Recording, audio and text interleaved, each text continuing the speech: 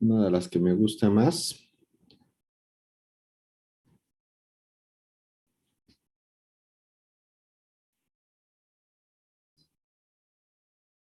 Les envié ya varios artículos, tanto de Huntington, demencias, esclerosis múltiple. Espero que hayan leído y por supuesto que puedan hacer comentarios muy asertivos a nuestro tema. Entonces, habrá que diferenciar, siempre existe la confusión y lo veo con médicos internistas, otras especialidades, incluso entre la comunidad de neurólogos y demás, entre esclerosis múltiple y esclerosis lateral amiotrófica. Recuerden cuando vimos lesiones de neurona motora superior e inferior, nos referimos en su momento al caso de esclerosis lateral amiotrófica. Es completamente diferente al tema de esclerosis múltiple, que simplemente la fisiopatología es completamente diferente, ¿no? Ambos tienen características similares en el modo de presentación de la enfermedad, pero su fisiopatología es completamente diferente y es lo que vamos a revisar el día de hoy. En general, la parte de esclerosis múltiple, pues debemos de centrarnos a estas estructuras, los nodos de Ranvier. Recuerde que tenemos una transmisión saltatoria del estímulo eléctrico en las neuronas. La neurona per se es la unidad funcional del sistema nervioso central. Está perfectamente caracterizada histológicamente desde los estudios de Santiago Ramón y Cajal, esto a finales del siglo, prácticamente para finales de 1800 y principios de 1900. Fue de los primeros premios Nobel prácticamente dentro del área de la medicina. Y de hecho el primero fue para Boehringer, para la parte de desarrollo de vacunas y demás, ¿no? Sistema inmune. Entonces, el segundo premio Nobel pues, fue otorgado a Santiago Ramón y Cajal y a Camillo Golgi por sus aportaciones a algo que fue muy relevante para la época de la entidad funcional del sistema nervioso central y por supuesto a partir de ese trabajo pues se han generado grandes descubrimientos, ¿no? Entonces, eh, la unidad funcional y muchas de las células que están en el sistema nervioso central se lograron a través de esta técnica de Camillo Golgi que perfeccionó Santiago Ramón y Cajal. Hay una historia científica muy interesante alrededor de ellos, incluso anécdotas en relación a cómo se descubrió pues la atención que permitió en su momento identificar a las neuronas y a partir de ahí identificar otras poblaciones que están también dentro del sistema nervioso central, ¿no? Identificar a la neurona, al astrocito, al oligodendrocito, las células de la microglia y muchas otras cosas, ¿no? A lo largo de 1900 y hasta finales de los 90 se defendía una teoría muy absurda que decía que el sistema nervioso central, específicamente cerebro y médula espinal, eran sistemas u órganos extremadamente privilegiados que no tenían nada que ver con el sistema inmune. Hoy sabemos que no es así. Sabemos que el sistema inmune también ataca al sistema nervioso, ataca en un sentido figurativo porque tiene que ver con la disrupción de la barrera hematoencefálica, que es otra estructura también que limita el acceso de estas células al sistema nervioso central. Y a pesar de eso, hay células que patrullan dentro del sistema nervioso central, que son células de la microglía, ¿no? Entonces, hacen un barrido prácticamente de todo lo que se está desechando en el sistema nervioso central, tanto por las neuronas, los oligodendrocitos y los astrocitos. Tienen funciones muy específicas y estas células van disminuyendo a lo largo de la vida y se han asociado con enfermedades neurodegenerativas y demás, ¿no? Entonces, el sistema nervioso central en general es complejo, hay estructuras muy importantes que debemos reconocer y una de ellas pues, son las células que en el sistema nervioso central se denominan como oligodendrocitos. Fuera del sistema nervioso central, como hemos visto en otras sesiones, le denominan como células de Schwann. Es simplemente una terminología en relación a si se encuentra dentro del sistema nervioso central o fuera del sistema nervioso central. Cuando se identifica en periférico, pues bueno, se le dio como nombre de células de Schwann. Cuando se identifica el sistema nervioso central, pues bueno, recibió el nombre de oligodendrocito y esto se ha generalizado. Se sigue manteniendo esa separación, pero prácticamente estamos hablando de la misma célula embriológicamente hablando, ¿no? Entonces, esto pues va a haber un componente dentro del sistema nervioso central donde la neurona a través de su axón, que pueden ser axones extremadamente largos, si hablamos de motoneuronas y demás que llegan desde la corteza cerebral hasta su emergencia o salida en la médula espinal y por supuesto con una neurona motora inferior, pues pueden ser relativamente grandes, ¿no? Entonces, estas están recubiertas por estos oligodendrocitos que van formando una especie de cadena, como vemos en el ejemplo, son estructuras complejas, no es solamente como una especie de aislante de un cable, sino tienen funciones metabólicas, tienen funciones de protección, tienen funciones, por supuesto, también de estabilidad, secretan diferentes sustancias y demás que le permiten, por supuesto, a esta estructura tan compleja de la neurona que es el axón, pues tener un funcionamiento y comunicar el soma con el extremo dendrítico que finalmente va a dar la comunicación química o eléctrica dependiendo del tipo de conexión que se trate, ¿no? Esto se ha estudiado mucho y tenemos una conducción normal del potencial de acción. Este potencial de acción pues, prácticamente está recirculando acá. Tenemos como un estímulo saltatorio. La información no viaja de forma directa como en un cable, sino hace este salto y eso le favorece también de que la comunicación puede ser más rápida, ¿no? Si se hacen registros electrofisiológicos a nivel de estos nodos, vamos a ver actividad eléctrica, potenciales de acción, no así dentro del nodo de Ranvier. Entonces, esto está recubierto por mielina, se encuentra el axón, hay canales iónicos en estas estructuras y es la forma de conducción saltatoria normal de espigas entre los nodos. Hay una conducción, cuando hay una desmielinización, imaginemos acá que solo un nodo de Ranvier y esto puede, una sola célula puede tener varios brazos, o sea, un oligodendrocito o célula de Schwann puede tener varios brazos agarrando el axón.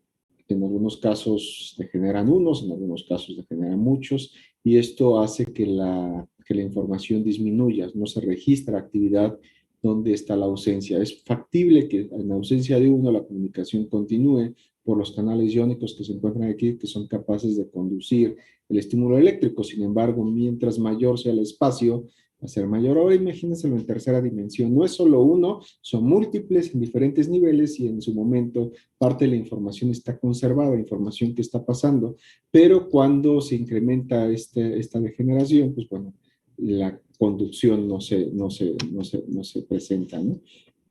Puede haber un bloqueo relacionado con la frecuencia también, un bloqueo relacionado con la conducción, está acá, pero ya no se presenta en los otros nodos, ¿no? Entonces, y puede generarse también en la parte externa, en la parte, después de la parte lesionada, generación de impulsos ectópicos. Esto regularmente se ha asociado con el término que ustedes conocen, seguramente hasta su abuelita se los pregunta, del miembro fantasma, ¿no? O sea, ya hicieron una amputación de una extremidad, llame pierna, llame extremidades superiores e inferiores, y la persona sigue diciendo que siente todavía el brazo, que le duele y cosas así, ¿no? O sea, donde hay la interrupción, la información en su momento se puede presentar generación de estímulos ectópicos, se puede formar un muñón también en el nervio por diferentes procesos de cicatrización.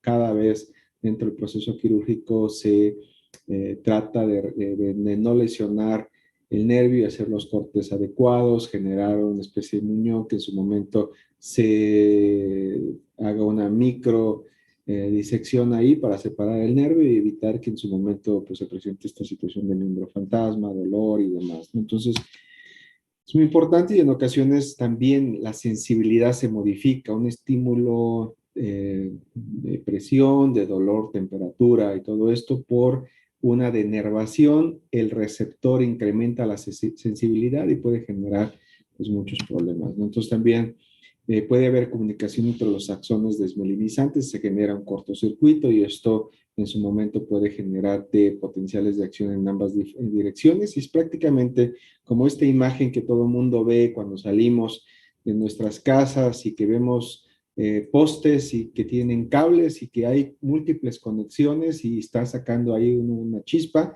y en ocasiones genera un cortocircuito y se va la luz en toda la colonia, ¿no? Entonces, el ejemplo ahí de los cableados y todas esas cosas, pues también nos puede representar algo de lo que está sucediendo en el sistema nervioso central de una forma, pues, sencilla de asimilarlo, pero el sistema nervioso central no es tan simple como un cable y la comunicación es mucho más compleja, ¿no? En general,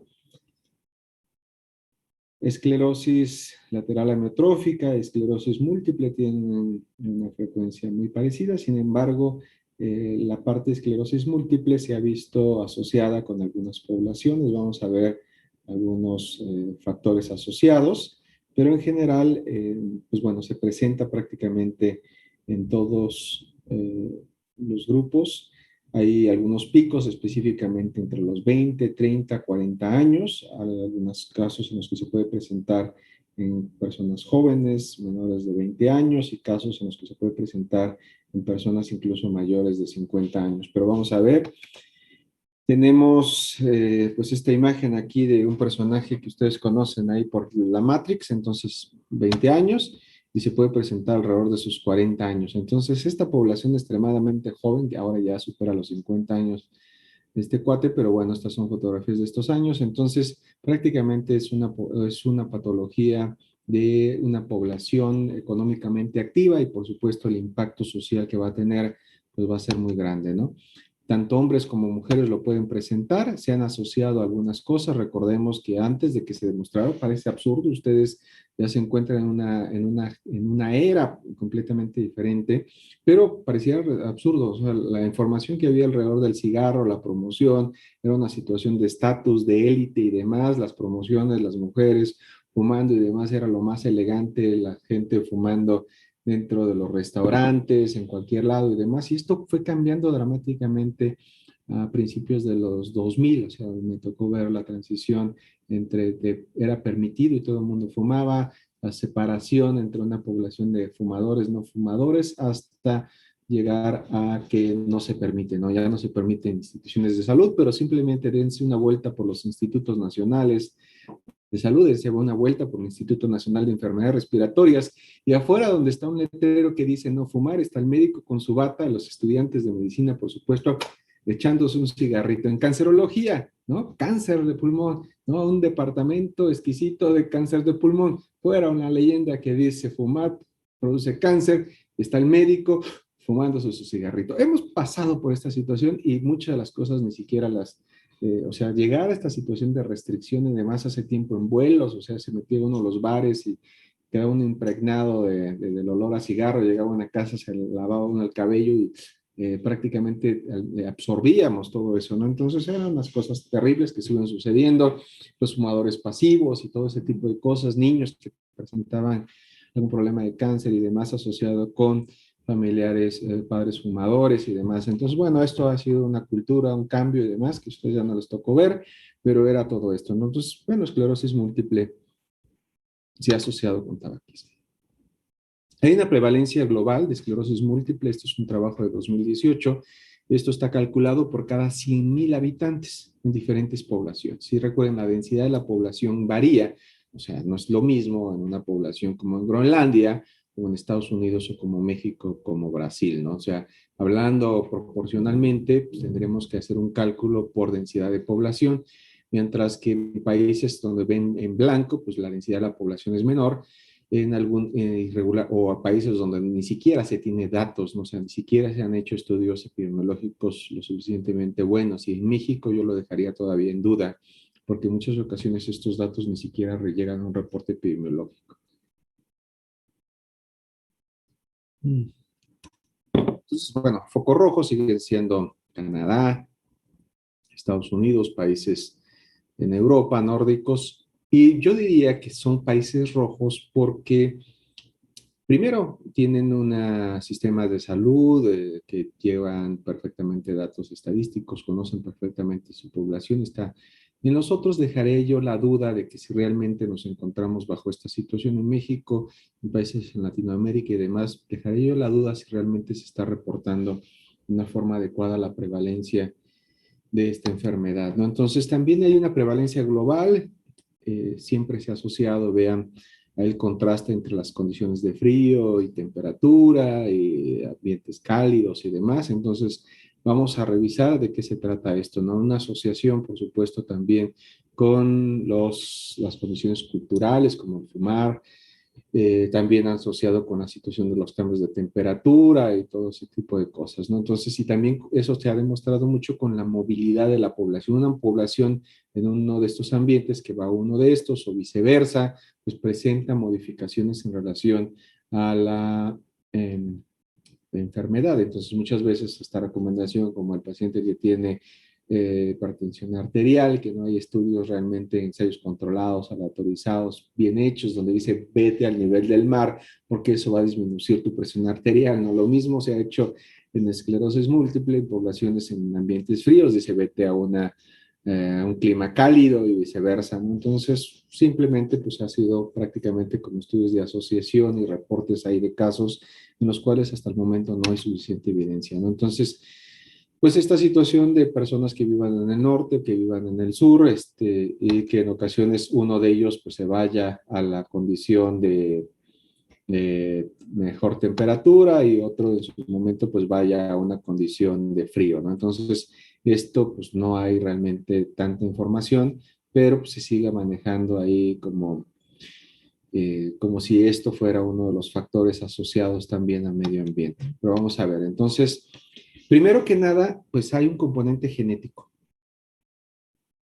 Tenemos también la parte de fumar, tenemos la participación de diferentes virus, o sea, recuerden, el coronavirus específicamente, pues atacan al sistema nervioso de diferentes formas y una muy específica que vamos a ver por la fisiopatología que se conoce perfectamente, pues tiene que ver con esclerosis múltiple. E incluso al momento de que iniciaron los estudios fase 3 de AstraZeneca, su vacuna y demás, en muchas ocasiones suspendieron los estudios clínicos por dos situaciones. Una que era reportes de esclerosis múltiple y está también la situación de enfermedad previa.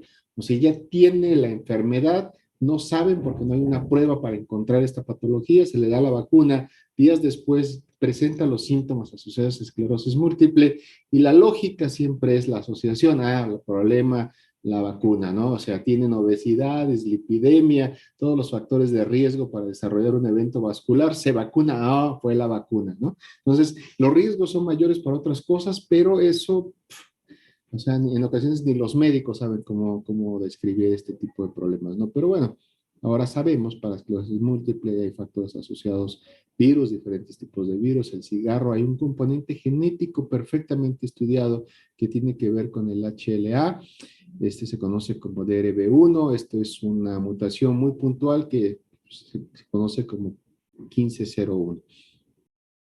Hay factores de riesgo, por supuesto, obesidad, dislipidemia, hay situaciones medioambientales, también se ha asociado la latitud. Yo diría que más que estos países tienen un mayor riesgo, yo digo que sus sistemas de salud son mejores, más efectivos, están reportando un mayor número de casos en comparación con todos estos países jodidos que nunca hacen el trabajo que deberían de hacer y no están reportando adecuadamente los casos. Es un problema de salud pública, es un problema de los sistemas de salud y es un problema también de quienes trabajamos en el sector salud. La fisiopatología en general me encanta, es una patología pues muy interesante, lamentable por la situación, por lo que se presenta, pero prácticamente tenemos esto. No es de que el cerebro tenga una bolsita ahí donde tengas una barra hematoencefálica. Recuerden que esto es tridimensional.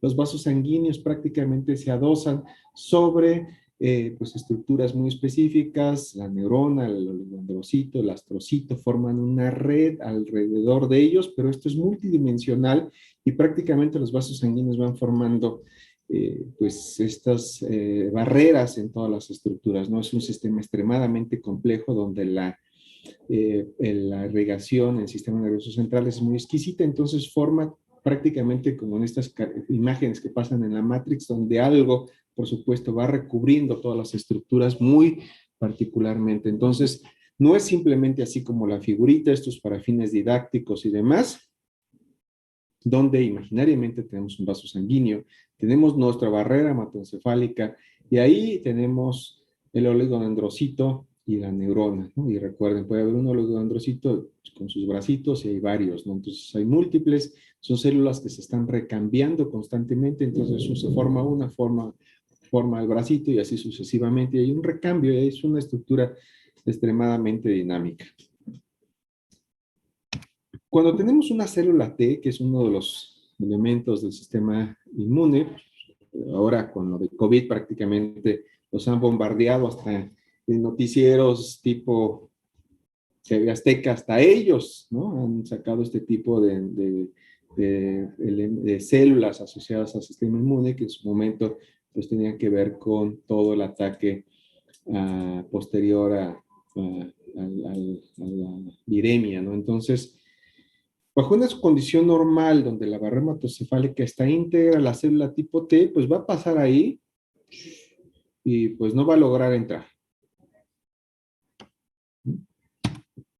Bajo condiciones de disrupción de la barrera hematocefálica por diferentes condiciones, la que se quieran imaginar, y cada vez hay más, ¿no? De por qué hasta se fueron de ebrios un fin de semana, viernes, se desvelaron, se la llevaron a la fiesta hasta las 10 de la mañana del sábado, y simplemente con esa privación de sueño, más alcohol, más frío, más lo que ustedes quieran, hubo una erupción de barrera hematoencefálica. Entonces, eso le da un pase VIP a las células tipo T, que en su momento pueden generar a través de un proceso de diapedesis que es extremadamente complejo y puede pasar dentro de una unión. Y estas uniones entre las células, hay de diferentes tipos de uniones, las gap junctions y todas estas, ¿no? Entonces, pueden interrumpir esas uniones entre las células y a partir de eso, a través de este proceso de diapedesis, va a ingresar. Y entra y hace su desmadre, ¿no? O sea, tiene que generar un sistema primero. O sea, no es de que llega y dice, ya aquí estoy, ¿no? O sea, tiene que formar complejos, ¿no?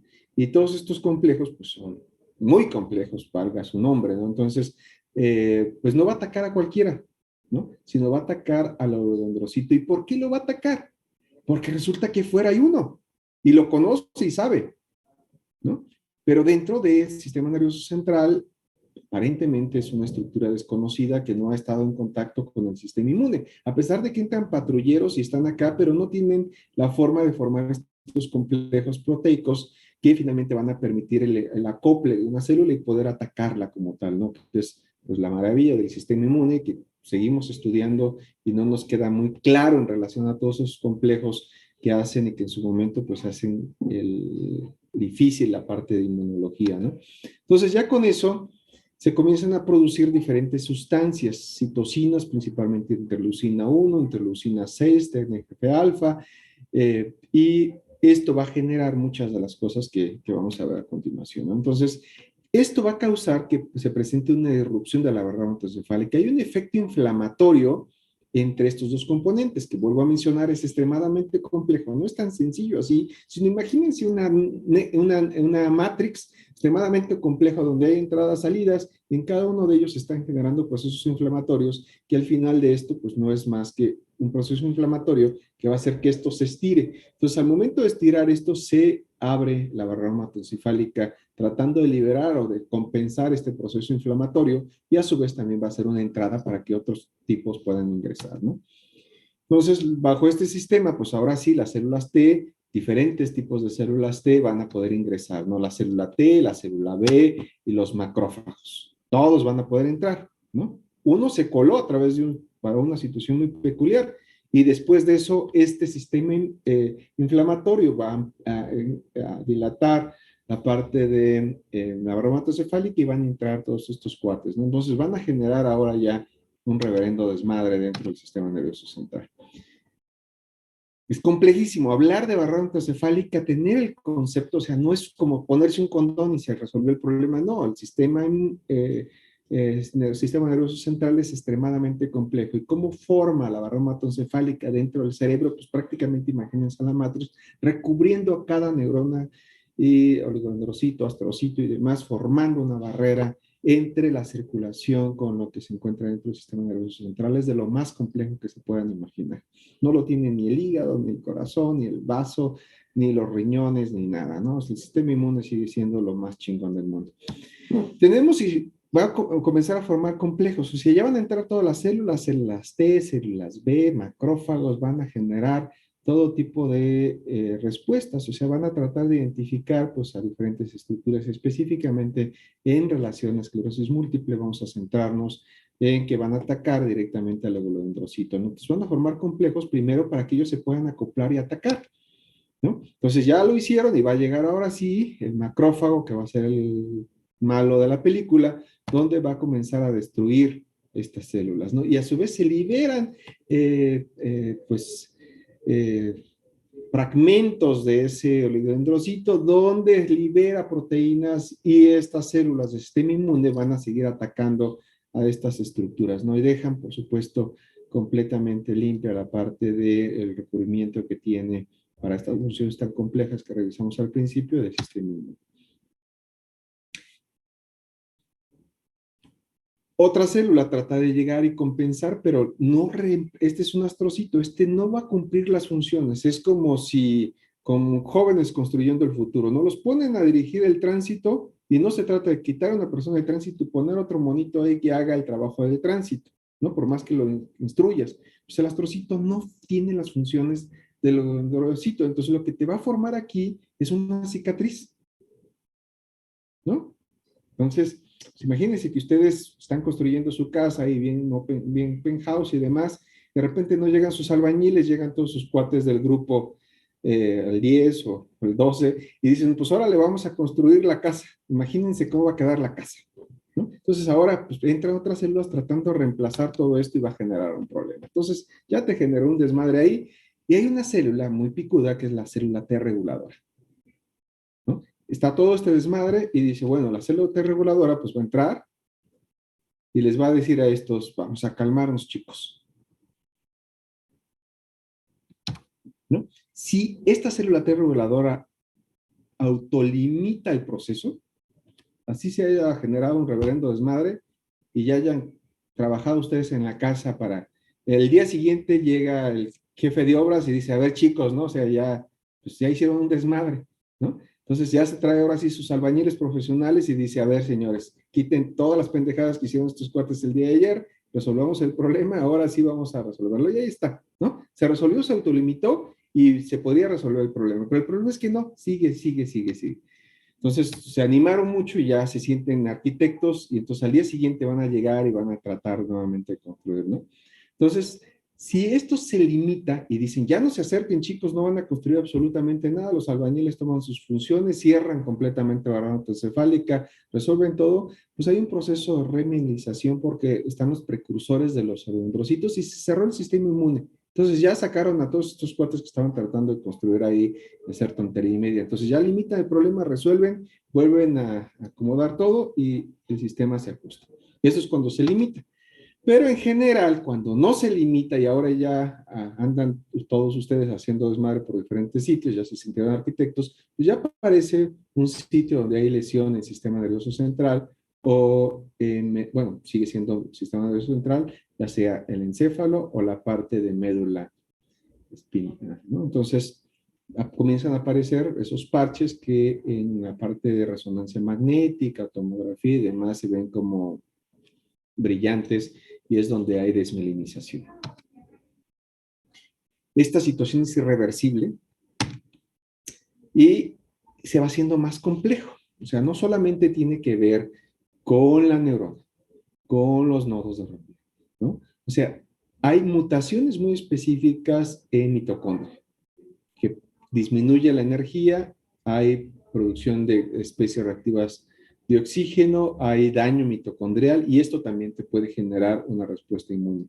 Hay esta parte de desmelinización, hay participación también de fierro 3 Y hay estrés oxidante también, y también te va a generar una respuesta inmune. También hay un incremento de la actividad de los canales, porque recuerden, cada uno de ellos pues ellos van a tratar de generar el impulso nervioso a pesar de que no está la comunicación continua, ¿no? Hay liberación de glutamato, hay excitotoxicidad, y eso también genera pues cambios iónicos que terminan también generando atrofia, degeneración de todas estas células. Entonces el componente cada vez se ve más complejo, ¿no? A diferentes niveles, por diferentes razones, está generándose un ataque del sistema nervioso, bueno, específicamente de las células, de los celodendrocitos en diferentes niveles, que finalmente van a generarte pues una respuesta inmune, y generalmente eso se asocia con atrofia, degeneración, ¿no? O sea, la neurona se encuentra, pero ya no tiene este recubrimiento tan especializado con los celodendrocitos, y nos va a generar un problema. Entonces, sobre eso tenemos lesiones de la materia gris y la materia blanca a diferentes niveles. Hay no solamente son específicos de los axones, ahí es donde se ve más y ahí es donde vemos la mancha, pero también están dentro de la materia gris, ¿no? Entonces, vamos a tener estructuras subcorticales, por ejemplo, donde recuerden que tenemos aracnoides, pia madre, dura madre, y también va a haber infiltración de células del sistema inmune, y va a haber un ataque a diferentes niveles, ¿no? Podemos tener también lesiones a diferentes niveles, hay diferentes patrones, patrón 1, patrón 2, patrón 3, muy específicos, los macrófagos atacando específicamente el oligodendrocito dentro del nodo. También se forman factores de complemento aquí, anticuerpos muy específicos que van a atacar pues, prácticamente a toda esta vaina que le está recubriendo al axón, o puede atacar directamente al oligodendrocito. Se va al origen de todo y no solamente afecta a un sitio, sino afecta a múltiples sitios, ¿no?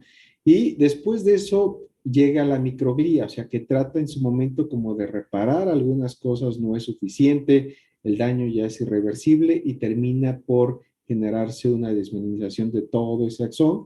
En algunas ocasiones, cuando esto es activado, se puede presentar la remilinización, como nosotros dijimos. Entonces, bueno, esto es uno de las figuras más complejas en relación a la fisiopatología de la enfermedad, y este es un trabajo de New England Journal of Medicine del 2018, ¿no? Pero prácticamente es lo que yo les he contado, unas diapositivas muy animadas como para que les quede súper claro esto, ¿no? Patrones de progresión de la esclerosis múltiple, hay diferentes, tenemos un momento de la vida, hay patrones que son extremadamente agresivos, hay otros donde tenemos encendidos y apagados, ¿no? Entonces, esto lo vamos a ver en dos ejes en relación a la progresión del tiempo y a la discapacidad. Tenemos una forma que es remitente, recidivante, pero progresiva. Esto puede pasar meses o años. Alguien puede tener uno, pasaron 2 años, 3 años, dice estoy curado, y de repente viene otro, y así. Hay una discapacidad gradual, va incrementándose sin incrementos entre recaídas, y ahí se lo lleva prácticamente. Podemos decir que esta situación puede ser de alguna forma tolerable, remitente, recidivante. Tenemos una que es secundaria progresiva, o sea, prácticamente pues va una sobre la otra primero y pum, después ya progresa, y en los últimos años son terribles, ¿no? Tenemos una que es primaria progresiva también, o sea, desde el principio esto es aumentar, aumentar, aumentar, aumentar, y por supuesto esta última forma es de las más agresivas, altamente incapacitante, y por supuesto tiene un impacto sobre pacientes, sobre familiares, cuidadores, impacto en el sistema de salud. No hay, a los medicamentos que se han propuesto y demás son extremadamente caros, los sistemas de salud no los tienen, los seguros de gastos médicos y demás no lo cubren, y realmente lo que se puede hacer en su momento pues va más enfocado a corticoides y otro tipo de cosas, tratando de remitir parte de este efecto, ¿no? Pero pues prácticamente es progresivo y no hay forma de detener el proceso, ¿no? Una de las formas sería prácticamente congelarlo, pero pues, con alguien congelado pues no habría, pues, o sea, es una forma de apagar el sistema inmune, ¿no? Y otras que puede ser progresiva recurrente, en la cual pues sube, baja y además está progresando, ¿no? Entonces esta incluso está peor que la previa. Sobre esto tenemos diferentes presentaciones clínicas, es extremadamente complejo, no es tan sencillo simplemente decir tenemos un tipo de esclerosis múltiple, porque estas 4 formas que les presento aquí pueden estar combinadas de todas las formas que ustedes quieran. Y esto es lo que hace divertido la medicina. Mientras más complejo sea algo, más emoción nos da estudiarlo, investigarlo, proponer y demás, ¿no? O sea, es lo bonito del sistema nervioso central y de la neuro. Lo va haciendo más complejo, más complejo. Eso es un trabajo en una revista que se llama Neuron. El nombre lo dice todo, es una revista muy chingona. Tenemos la situación de, podemos marcarlo con la resonancia magnética, tiene que utilizarse, por supuesto, un marcador, en este caso gadolinio, se inyecta y eso nos permite ver estas lesiones tan específicas, por muy pequeñitas que sean, cuando lo está viendo un buen neuroradiólogo lo puedes identificar, así se encuentre en un área muy pequeñita del sistema nervioso central, ¿no? Hay umbrales en los cuales pues esto se incrementa y prácticamente es cuando aparecen las lesiones y es cuando se presentan los síntomas. También hay una correlación, a medida que se presenta esto, se va presentando una atrofia cerebral, obvio, o sea, cuando vas desmielinizando áreas, al no haber remilinización, la neurona degenera y causa neurodegeneración, ¿no? Entonces, imagínense que el oligodendrocito es como su papá que les está dando ahí la lana todo el tiempo para que ustedes puedan estudiar, ser brillantes, excelentes estudiantes. Pero si les deja de dar la lana, se mueren. O sea, ¿cómo comen? ¿Qué van a hacer? ¿No? Las neuronas también van a pasar por lo mismo, ¿no? Entonces, va a pasar absolutamente todo esto y esto pues, de todas las formas que se puedan imaginar. Entonces, tenemos una fase preclínica, clínica, hay la parte en la que están bien, están mal, secundariamente progresiva, ¿no? Las neuronas necesitan, por supuesto, de los astrocitos o necesitan de los oligodendrocitos para su comunicación. Neurona que no se comunica se muere. Las terapias van a cambiar dependiendo del tiempo, la presentación clínica, esta parte de rayos X diagnóstico y demás, pues prácticamente no nos sirve de mucho. Realmente lo que estamos esperando en su momento es ver esta parte de resonancia magnética donde los datos son más confiables, pero pues vamos a necesitar de alguna forma que la enfermedad progrese, ¿no? Y que vayamos viendo las formas de presentación para en algún momento clasificar qué tipo de patología, tener una imagen previa de resonancia y tener una imagen en unos meses para poder comparar más o menos cómo está el patrón de progresión o si se están resolviendo las lesiones pasadas, entonces quiere decir que de alguna forma se autolimita y aparecieron nuevas, pero las anteriores se curaron, o hay nuevas más las viejas, ¿no? Entonces está complicadísimo. Imagínense un pobre cuate que se casó, tiene hijos, se vuelve a casar, pero a pesar de que está divorciado, tiene compromisos todavía previos, entonces, pobre cuate, ¿no? Y si se vuelve a divorciar y se vuelve a casar, entonces tiene 3 problemas juntos, ¿no? Entonces ya está extremadamente complicado. Lo adecuado sería resolver lo que pasó primero, vamos por la segunda ocasión, pues ya tenemos una nueva lesión, podemos tratar esos síntomas, y después de eso, bueno, decimos, bueno, vamos por el tercer matrimonio, pero si no resolvimos los 2 previos, pues nos va a llevar la chingada. Y así es la situación en cómo se presenta esclerosis múltiple. Va a depender si el problema previo se resolvió y aparece uno nuevo y son datos nuevos, pero si son los viejos más los nuevos, pues la condición va a estar exquisita.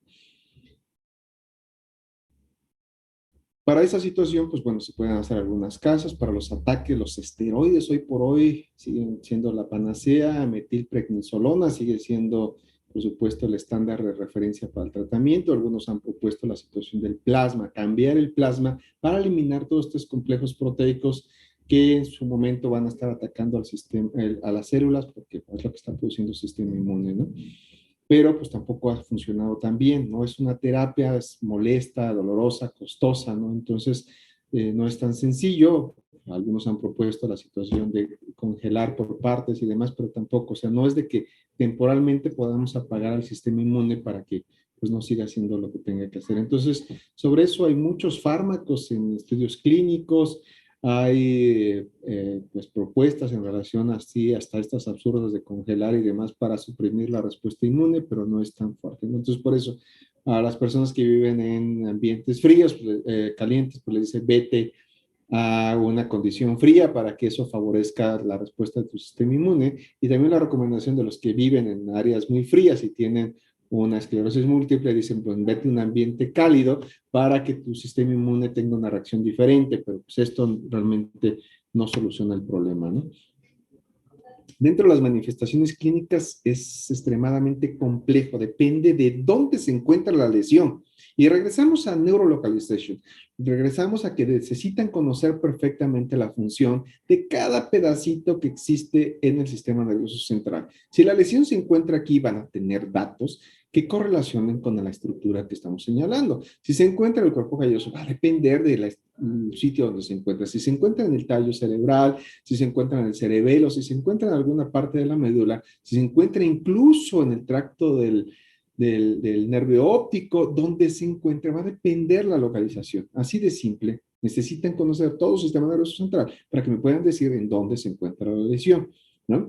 Si es médula espinal, regularmente va a tener un componente motor, va a tener un sensorial, va a tener autonómico.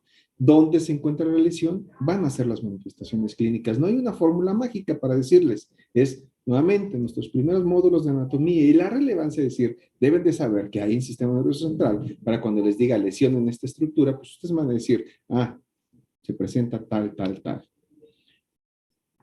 Entonces, dependiendo, pues vamos a tener motor, vamos a tener también la situación de parestesia, espástica, incremento del tono, espasticidad y clonos, potencia en grupos musculares, hiperreflexia. Regresamos a nuestro ejemplo de neurona motora superior, neurona motora inferior. Y por eso decía, es tan difícil que en su momento puedan hacer un diagnóstico diferencial, porque la gente que no sabe neuroanatomía confunde las patologías, confunde esclerosis múltiple con esclerosis lateral amiotrófica. Podemos hacer algunas pruebas. Este signo de Leyernik tiene que ver con el dolor al momento de la hiperextensión, la parte sensorial y la parte autonómica. Entonces eso lo hace más complejo. O sea, dependerá de dónde se encuentra la lesión, por supuesto. Si se encuentra dentro del tronco encefálico, depende. Recuerden que el tronco tiene múltiples salidas de nervios, pares craneales y demás, ¿no? Entonces, eso va a depender. Si tiene síntomas como oftalmoplejía, si hay neuralgia, si hay pérdida auditiva, si hay vértigo, si hay disfagia, si hay disfonía, dependerá de qué es lo que se encuentra dañado, ¿no?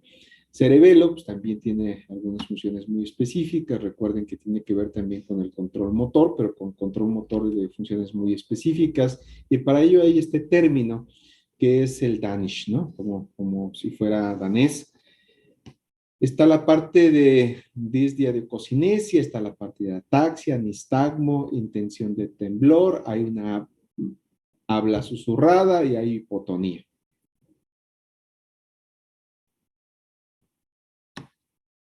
Dentro de las manifestaciones clínicas, ahora, si es el nervio óptico, por supuesto que tendremos que ver con datos ahí, ¿no? Pérdida de la visión, neuritis óptica, pueden verlo incluso a través de fondo de ojo, pueden hacer un ensayo, un estudio más detallado a través de tomografía, resonancia, cortes muy específicos y demás para ver que hay una lesión en el nervio óptico, ¿no?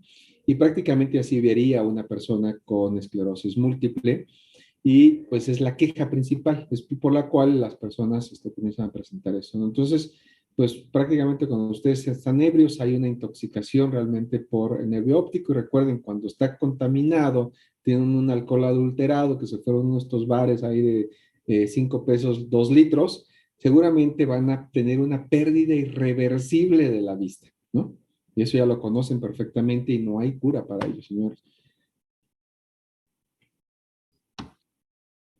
Y prácticamente, pues, es lo que estarán viendo, ¿no? Entonces, el diagnóstico es extremadamente complejo, es topografía de las lesiones de la esclerosis múltiples, dónde se encuentra.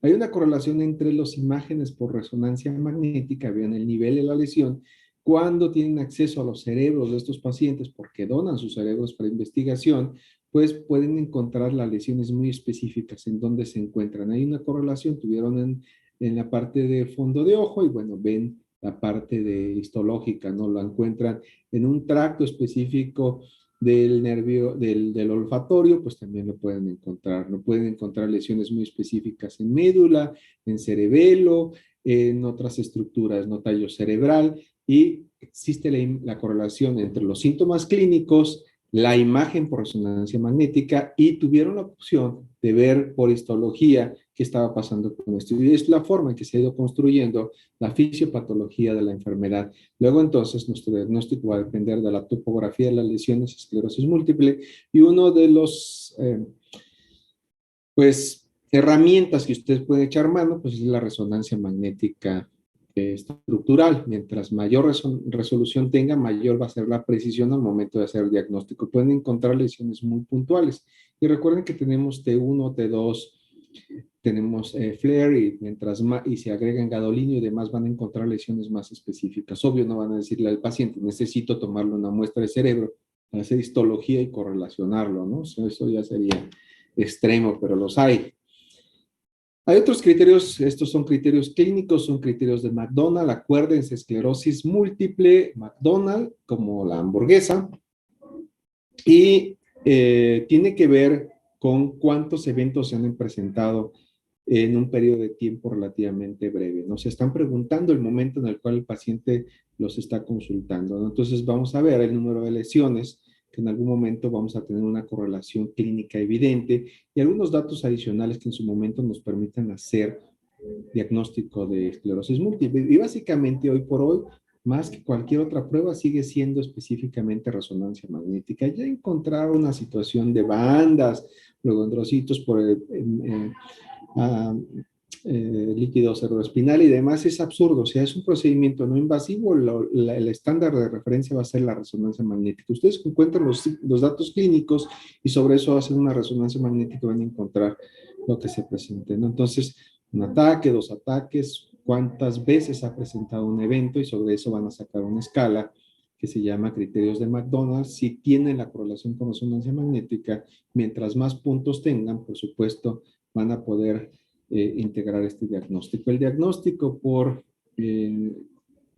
toma de líquido cerebroespinal, pues primero, pues es un problema invasivo, y realmente esta situación de encontrar específicamente qué es lo que está sucediendo con estos complejos y demás, los estudios son extremadamente costosos, además de invasivo. Entonces es mejor que vaya a una resonancia, ven si hay lesión o demás. Se pueden encontrar también problemas al momento de que les hacen una prueba visual, ¿no? Los oftalmólogos, ellos saben explorarlo muy bien, y simplemente al momento de ver la situación de los campos visuales, ¿no? Entonces, cuando hay una visión borrosa, por supuesto, parece que están separando el campo visual, ¿no? Y para eso pues, tienen que hacer estudios muy particulares, pero esto es general, o sea, el diagnóstico sigue siendo extremadamente simple, la parte clínica, sospechamos dónde se encuentra la lesión, pedimos la resonancia magnética, y la resonancia magnética les dice, sí, eres bien chingón, la lesión se encuentra en ese puntito donde tú dices, ¿no?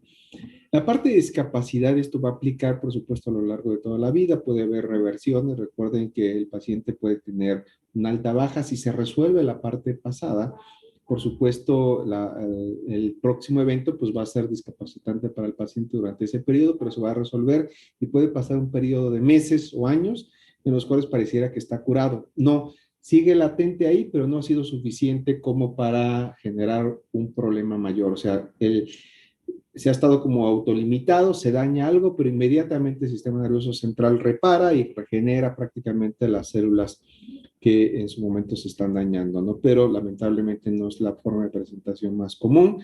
La mayoría son altas y bajas, y es como el cuate que les comentaba, ¿no? Se casó, no resolvió el problema, se volvió a casar, no resolvió el problema, se volvió a casar. Entonces ahora pongan a las 3 al mismo tiempo y le doy re mal. 0 sería como una situación normal neurológicamente, es como se encuentran ustedes, perfectos, tienen todas sus habilidades físicas, mentales y demás, ¿no? O sea, tienen la capacidad de leerse un libro y recordarlo absolutamente todo. 1, ya hay cierta discapacidad mínima, ya hay algunos síntomas, y así sucesivamente se va presentando la limitación en la calidad de vida, por supuesto, hasta el momento de la muerte. Y esta es una escala de EDSS, que es Expanded Disability Status Scale. Entonces, al principio puede ser tan simple fatiga, es el único síntoma que tiene el paciente. Después hay trastornos del estado de ánimo y trastornos cognitivos también. Recuerden, no solamente es la situación motora, sino también tiene que ver con síntomas no motores, ¿no? El tratamiento es extremadamente complejo, se han propuesto muchas cosas, hay una gran cantidad de fármacos que se han propuesto y va a depender cuál nivel, dependiendo de los mecanismos fisiopatológicos implicados en la enfermedad, hacia el complemento, hacia específicamente donde se encuentra el oligodendrocito o sobre ir directamente sobre la célula precursora para que la célula precursora se reproduzca más rápido y remielinice más rápido, también es una forma, ¿no? O sea, si ya te está generando el problema, pues es como cuando se desbordan los ríos, ¿no? Entonces ahí está la gente colocando costales tratando de minimizar el problema, ¿no? Mientras más costales, por lo menos ya no pasa a generar un daño mayor, ¿no? Entonces, hay muchos, otros van específicamente sobre canales, otros van sobre neuroprotección, tratando de modificar la situación de la producción de ATP en las mitocondrias, tiene que ver también específicamente tratar de cerrar la barrera hematoencefálica y evitar el paso de las células T, las células B, los macrófagos y todo esto, ¿no? Entonces, cada fármaco tiene en diferentes niveles y para eso ustedes hicieron una revisión completa sobre el tema en las diapositivas que me enviaron, ¿no?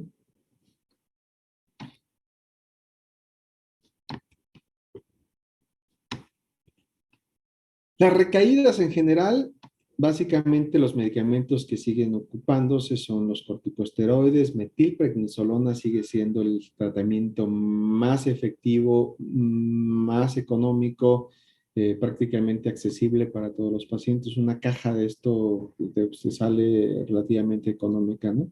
No tienes tantos problemas para distribución, se produce, está ahí disponible y demás. Otros fármacos, ciclofosfamida, inmunoglobulina intravenosa y demás son extremadamente costosos y tampoco tienen algo superior en relación a el metilprednisolona. La combinación de un corticosteroide más un tratamiento de inmunoglobulina intravenosa sería mejor. El problema es la situación pues, costosa. E integrar todo el diagnóstico de qué es lo que está sucediendo y darle tratamiento más específico, pues también lo hace complicado. La plasmasféresis de remover los anticuerpos, evitar el daño es extremadamente complejo, difícil, a pesar de que limpiaran completamente toda la sangre, por supuesto, las células que lo están produciendo se mantienen ahí, parcialmente lavan durante ese momento, pues es como si subieran a su tinaco para lavarlo y le dice a su mamá, súbete, lávalo completamente, y lo único que hacen es vaciar el agua y dicen, ya está limpio, y le echan agua sin lavarlo previamente, ¿no? Entonces,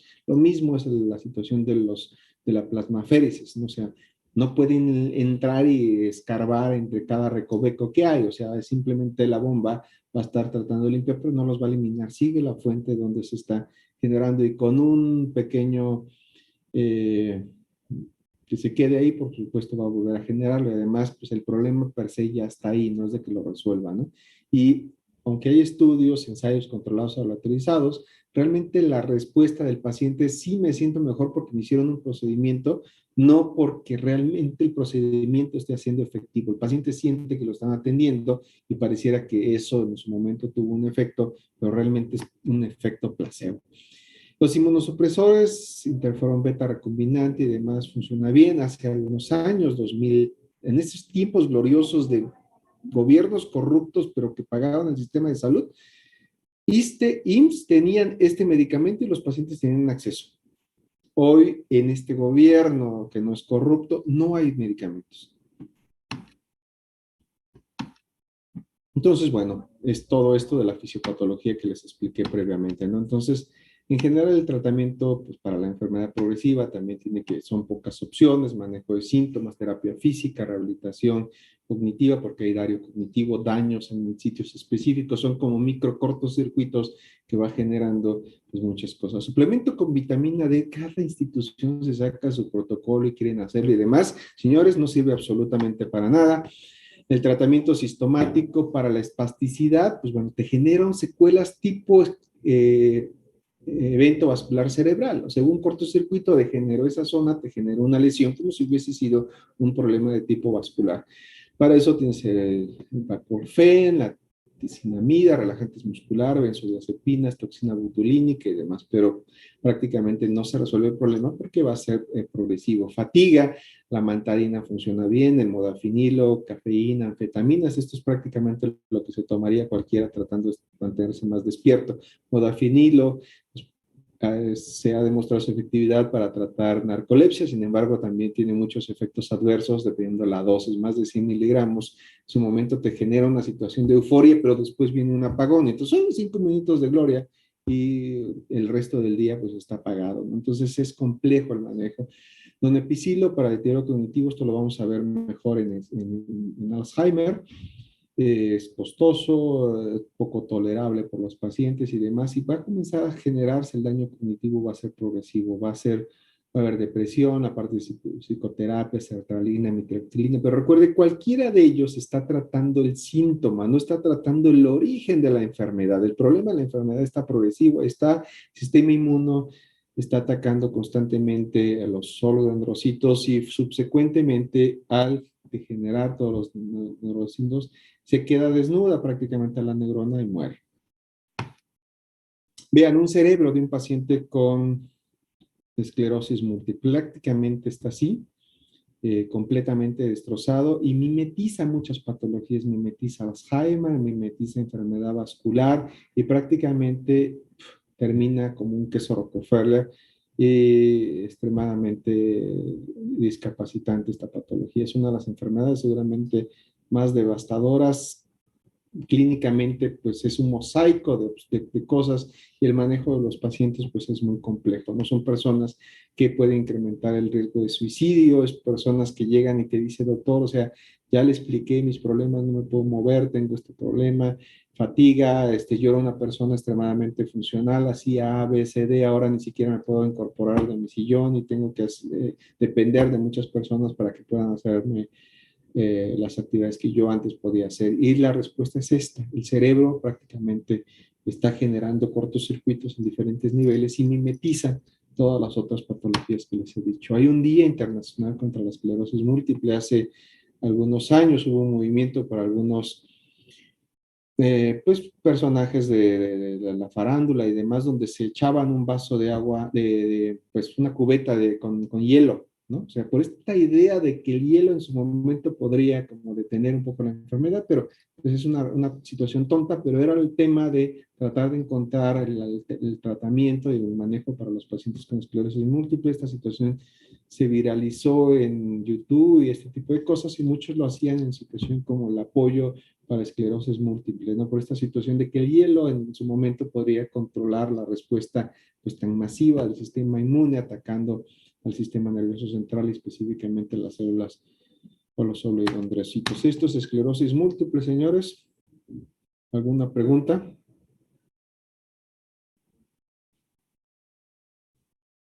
¿Dudas? Dígame.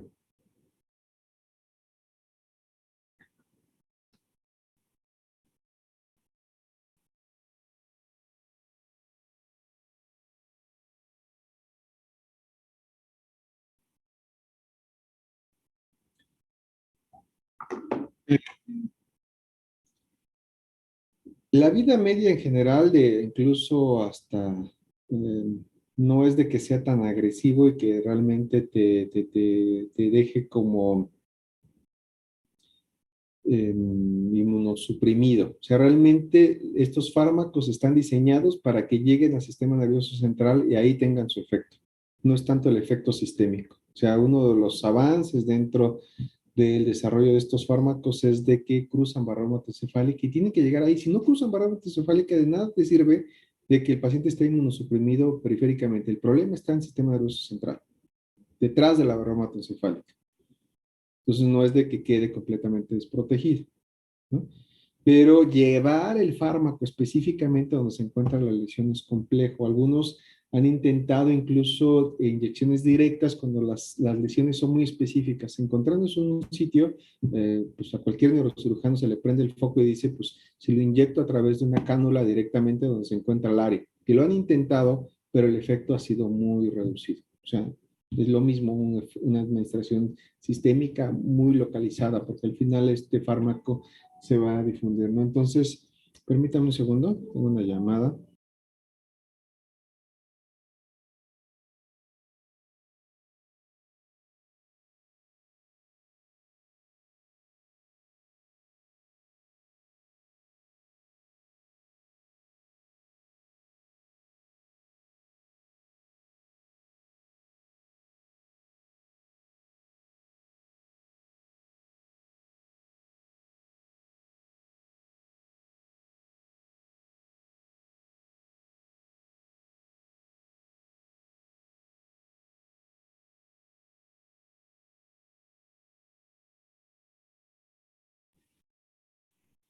Sí, entonces, bueno, eso es la novedad de estos fármacos que tratan de llegar al sistema nervioso central y no es que el paciente tenga una inmunosupresión per se.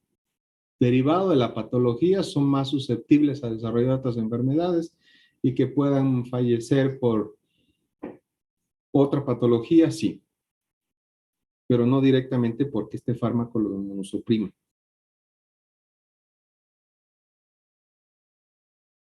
De nada. ¿Alguien más? ¿Preguntas? ¿Nada? Bueno, callen ahora porque a la hora del examen ahí sí van a tener dudas.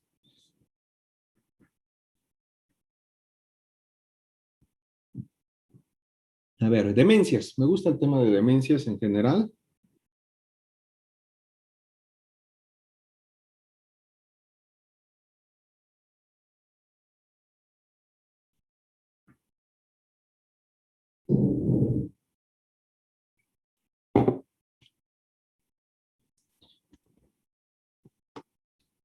La imagen prácticamente lo dice todo. Es una degeneración, es una de las enfermedades neurodegenerativas más frecuentes por encima de todos los trastornos del movimiento, ¿no? Parkinson, temblor esencial y todas esas patologías, ¿no? Entonces, demencia y no solamente la demencia tipo Alzheimer, ¿no? O la demencia tipo vascular. En general estamos hablando de todos tipos de demencias. Ahora se agrupan dentro de este grupo de demencias como tal. La enfermedad de Alzheimer es un grupo muy peculiar y no es el más frecuente regularmente para nuestra población. Yo sospecharía más de un problema de tipo vascular antes de pensar en un problema tipo Alzheimer, ¿no? Y pueden estar combinados. El problema es de que si agregas a un paciente con riesgo vascular, más la demencia, por supuesto, la progresión de la enfermedad va a ser mayor y en ocasiones se asocia de que el fármaco pues, no está respondiendo adecuadamente. Además, es algo progresivo y, por supuesto, no hay fármaco en su momento que logre compensar todos estos déficits después de una degeneración. Es una de las enfermedades más devastadoras. Vieron el cerebro del paciente con esclerosis múltiple, el del paciente con demencias es mayor. La división de las demencias es extremadamente compleja, cada vez hay incluso más ramas dentro de las neurociencias, los psicólogos han entrado, los psiquiatras han ingresado, es un terreno prácticamente de nadie, no es del neurólogo, no es del psiquiatra, no es del psicólogo, son de equipos multidisciplinarios, tiene que ver con rehabilitación, tiene que hablar, por supuesto, con geriatría, los problemas que puede presentar el paciente, sociales también con la familia, por supuesto, el cuidador y todo lo que ello implica que una persona pues, ya no sepa quién es, ¿no? Entonces, en relación a las demencias, podemos separar como unos dominios neurocognitivos. Tenemos muchas áreas de aprendizaje, el cerebro es extremadamente complejo, cuando no recordamos algo, tiene que ver con muchísimas áreas que están fallando y no específicamente un área donde uno diga simplemente corrijo esa área y se resuelve el problema, no, cada vez que tenemos un pensamiento y tratamos de generar algo coherente, por lo menos para dar una respuesta a una pregunta, por supuesto en ese momento se están activando múltiples áreas del cerebro. Entonces, cuando comienzan a fallar diferentes sitios, ya no se forman las redes tan complejas que ustedes necesitan al momento de un examen de neurología y eso pues va a generar múltiples problemas en este tipo de pacientes y al final terminan fallando absolutamente todos, ¿no? El lenguaje es extremadamente complejo, la parte de aprendizaje y memoria, la situación de asociación social, cómo te comportas con una persona cuando te encuentras frente, cuando te encuentras en público, por supuesto, la situación de la atención. En este momento, si ustedes sincronizamos nuestros cerebros, que eso es lo que está haciendo, por ejemplo, toda esta gente que hace neuropolítica, tratan de que su líder dé un mensaje y que toda la gente que está escuchando en ese momento sincronice con el mensaje y trate de tener pues una respuesta positiva. Mucha gente está trabajando ahí tratando de manipular el cerebro de los otros y muchos líderes sociales hacen eso, donde la gente que tiene las mismas características se ve reflejado y dice es como yo y lo apoya, ¿no? Entonces, la parte de las funciones ejecutivas, planeación, decisión, decision making es de la parte de neuro seguramente más complejas, de neurociencias, incluso donde hay tratados, libros completos de cómo decidimos y cómo respondemos ante una situación muy peculiar, mientras para alguien va conduciendo su automóvil y tiene un semáforo y tiene en rojo y el de atrás, porque no te pasaste el semáforo, te mienta a todas. Habrá personas que dicen, me vale que eso, yo estoy respetando la ley y demás, y no se enchila, ¿no? Y habrá quien se baje, termine peleándose con este sujeto y se maten, ¿no? Entonces, hay muchas cosas, ¿no? O sea, hay sistemas extremadamente complejos que sería imposible hablar. Esta diapositiva podríamos extendernos hablando sobre ello años y años. La situación, por supuesto, de la parte de percepción, motor, función, pues tiene que ver también pues, con la perfecta coordinación entre el sistema visual, auditivo, sentidos, movimiento, control motor y ejecución de cosas, ¿no? Entonces, al final tiene que ver con todo esto. Simplemente piensen en un beisbolista que está a punto de batear, la cantidad de cosas que deben de procesarse en su cerebro, aunque sería muy simple el proceso, ¿no? O sea, hay un tipo que va a disparar una pelota a una velocidad y que regularmente pues va a depender de la fuerza de su brazo a la cual va a salir disparada.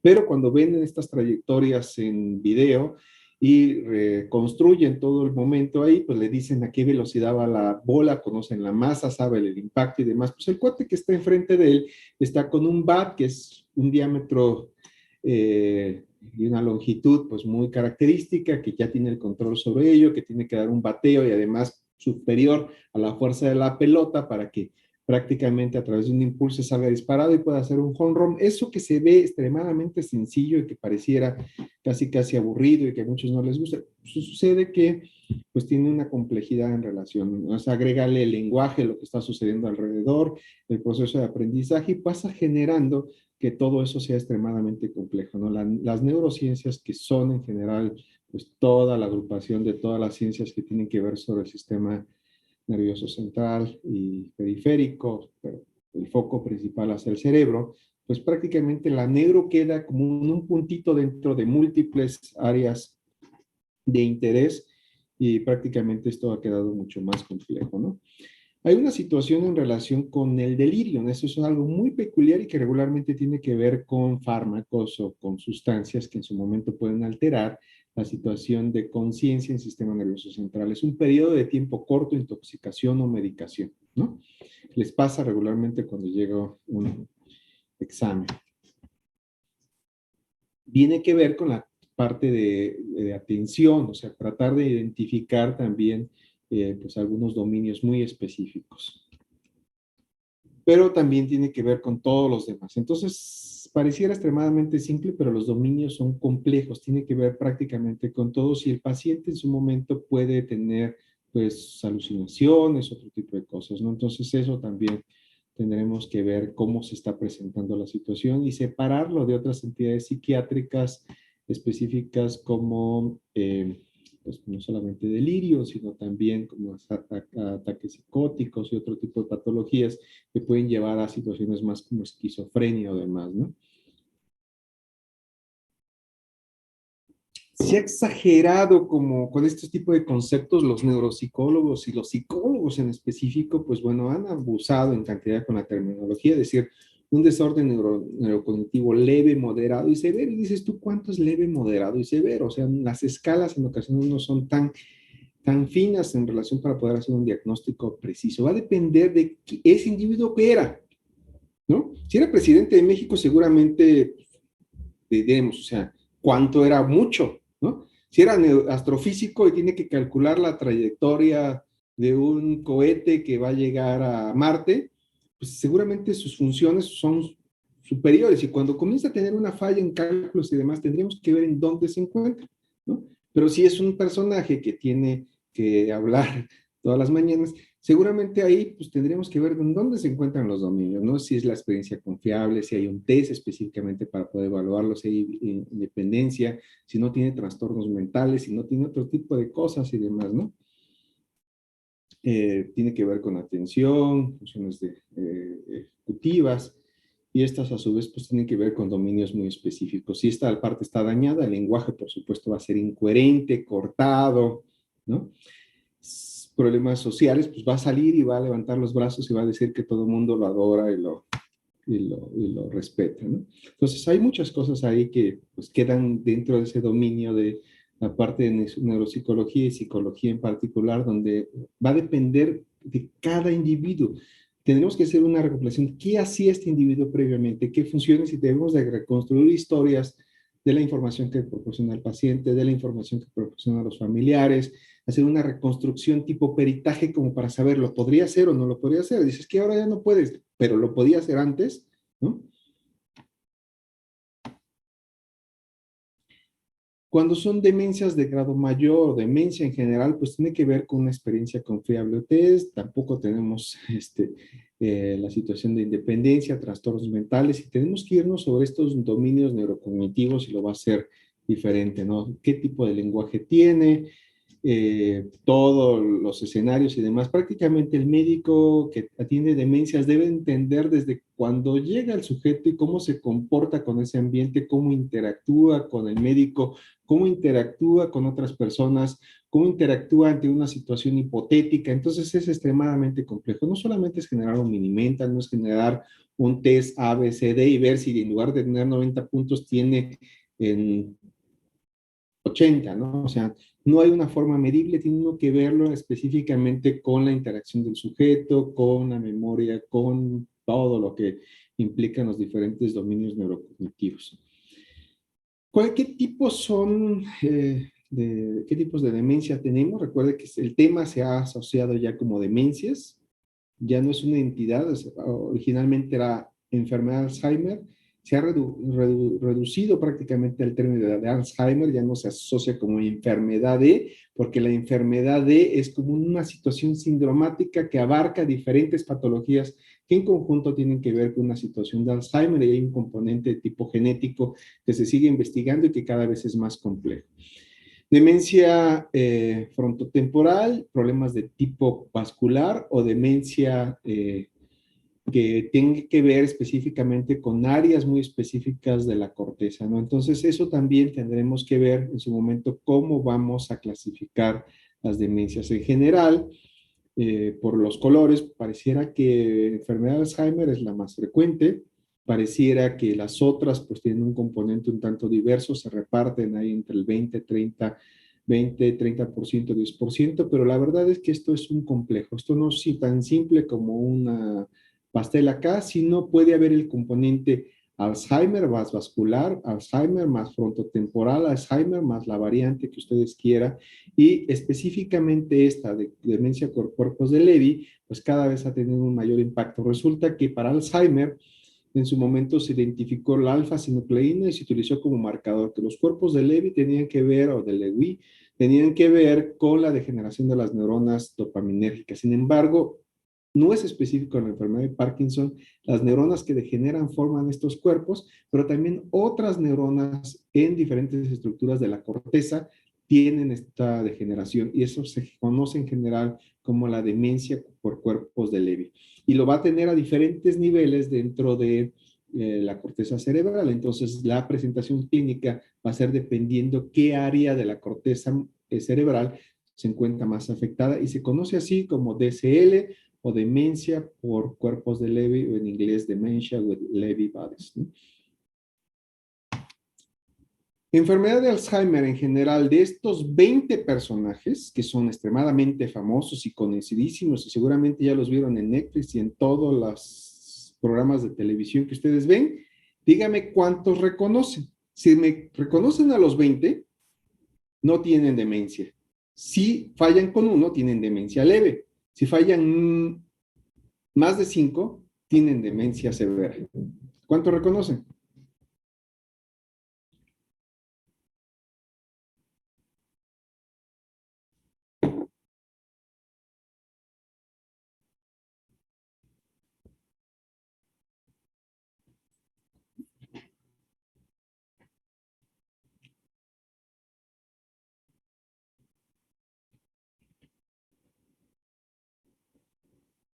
¿no?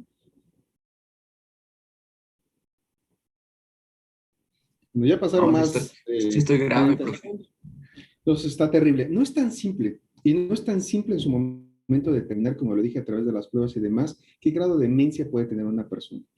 Si te encuentras dentro del medio artístico y tienes que hablar sobre los personajes y demás, seguramente tu capacidad para reconocer todos los dominios y reconocer a la princesa Diana o reconocer a Juan Pablo II, seguramente va a ser más fácil para determinado tipo de personas. Aquellos que son muy científicos y demás, pues bueno, Albert Einstein ha rebasado no solamente el mundo de la ciencia, sino se ha vuelto muy popular, extremadamente popular, al igual que Bill Gates, ¿no? De la reina de Inglaterra, ¿no? Reconocer a otros personajes va a depender del grado de especialidad. Si tú vas hacia la parte de política, pues seguramente vas a reconocer a John F. Kennedy y seguramente reconocerás al líder político que en su momento fue Juan Pablo II, ¿no? Pero comenzar a reconocer a los otros personajes por su cara es de lo más complejo que tiene el cerebro. Recordar patrones, porque bueno, todos tenemos los ojos, a menos de que seas un cíclope o tengas una malformación, una craneofacial y demás. Claro que existen estas personas y son patologías muy devastadoras cuando tiene que ver algo con la cara. Es nuestra imagen prácticamente, ¿no?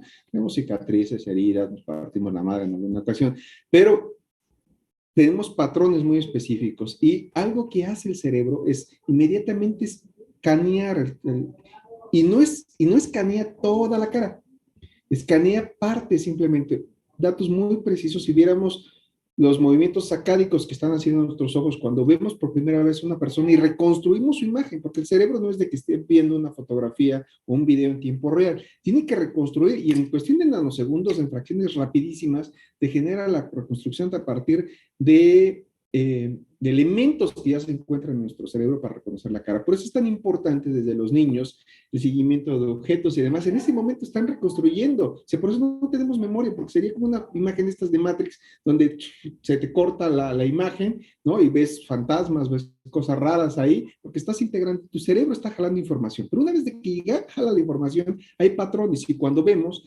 prácticamente escaneamos características muy peculiares de la cara. Escaneamos los ojos, escaneamos partes muy específicas de la nariz, algunos elementos de la boca, si tiene o no tiene bigote, las orejas, áreas muy específicas y lo demás es una reconstrucción en nuestro cerebro para interpretar el todo. Y con estas pocas características reconstruimos las caras. Si al cerebro le deja de llegar esa información, ya no reconoce quién es, ¿no?